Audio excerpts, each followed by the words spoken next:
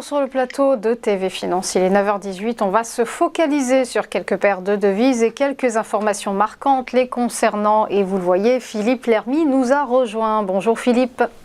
Bonjour Roselyne. Vous êtes trader, formateur et ancien chef trader d'une banque centrale. Et on va d'abord se concentrer sur ce qui va animer les marchés cette semaine, à savoir un premier indicateur, l'inflation au Royaume-Uni. Et certains traders pourraient utiliser ce chiffre comme précurseur de l'action de la Banque d'Angleterre. Oui, alors le mois dernier, l'inflation au Royaume-Uni est sortie à 10,1%, soit un niveau nettement plus haut que l'inflation en zone euro. Alors on a la baisse des prix de l'énergie, les effets de base aussi qui devraient ramener l'inflation à des niveaux plus acceptables.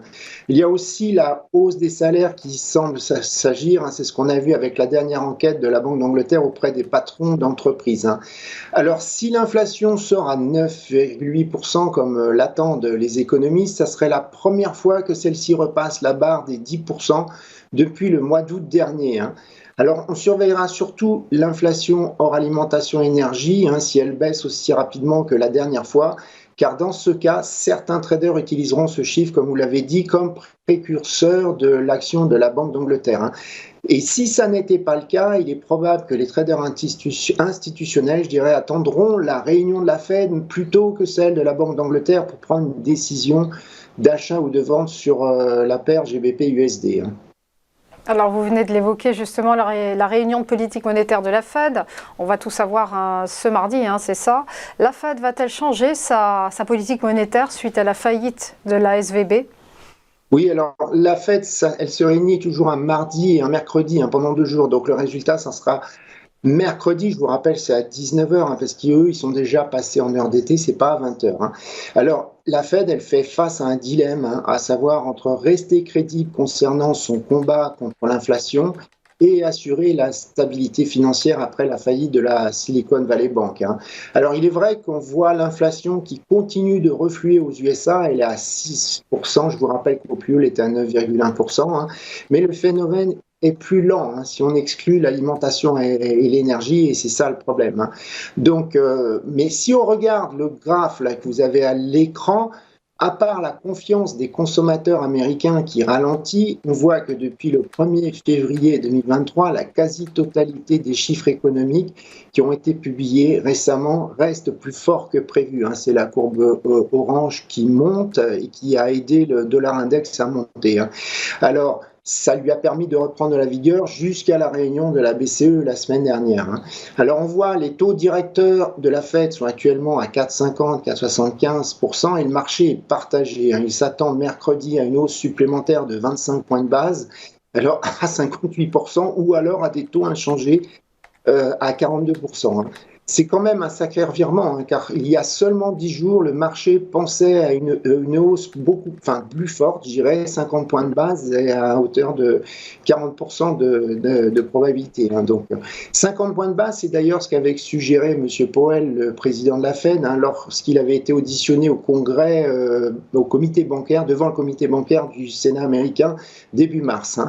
Alors on a un autre élément qui est favorable dû à une hausse des taux de la Fed, c'est le fait que la BCE a quand même monté ses taux directeurs de 50 points de base la semaine dernière, juste après les difficultés au lendemain, je dirais, des difficultés de Crédit Suisse, qui est quand même la deuxième banque de la Suisse, et finalement cette hausse a été bien perçue par les marchés financiers. Alors, on a eu juste après la faillite de la SVB un analyste de la banque Goldman Sachs qui s'est empressé de sortir une note indiquant que la Fed pourrait au contraire ne pas monter ses taux directeurs et même suspendre son quantitative tightening temporairement. Alors, il est vrai que la pression sur le système bancaire crée de facto un durcissement des conditions financières et que la création in extremis d'un programme de facilité de prêt d'urgence aux banques par la Fed annule l'effet tout simplement de son quantitative tightening.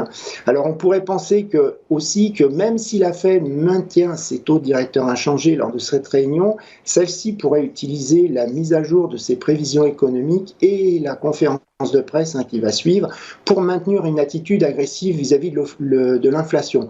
Mais je pense qu'elle ne peut pas non plus publier des prévisions économistes irréalistes, hein, car le retour de bâton arrivera tôt ou tard, hein, d'autant plus si l'anticipation par le marché d'une récession économique se réalise. Hein. Elle ne peut pas gonfler les chiffres, voilà. Pardon. Et surtout, je pense que la Fed, si elle en venait à prendre ces décisions drastiques, cela pourrait faire même l'effet inverse, à savoir affoler à nouveau les marchés. On voit bien que ce matin, malgré le sauvetage donc par tout le système suisse, hein, du gouvernement à la Banque nationale suisse, les marchés ne sont pas hyper euphoriques. Hein. Donc il y a encore des peurs. Hein. Alors il me semble plus probable que la Fed choisisse une solution intermédiaire, à savoir monter ses taux directeurs de 25 points de base seulement et laisser inchanger son quantitative technique, car n'oublions pas que la Fed a une vision à moyen terme, contrairement au marché. Donc, réponse mercredi prochain. Évoquons à présent la réunion de politique monétaire de la Banque d'Angleterre. Et là, le marché hésite entre une hausse de 25 points de base et un taux directeur inchangé. Oui, alors si elle montait de 25 points de base, ça porterait son taux directeur à 4,25%. Hein. Alors en fait, même une hausse de 25 points de base, donc dès jeudi, n'est pas garantie. Hein. Alors ça fait comme la Fed, du coup, c'est 50-50 entre une hausse et un taux inchangé. Hein. Sur le graphe, hein, si vous regardez bien la partie gauche du graphe, on voit que la courbe des taux swap OIS hein, sur la livre sterling, sur le marché interbancaire, la courbe qui est en orange, hein, à vendredi dernier, a bien remonté par rapport à la même courbe, je dirais, au 2 février, qui est en violet. Donc cette courbe, c'était depuis la réunion précédente de la Banque d'Angleterre. Hein.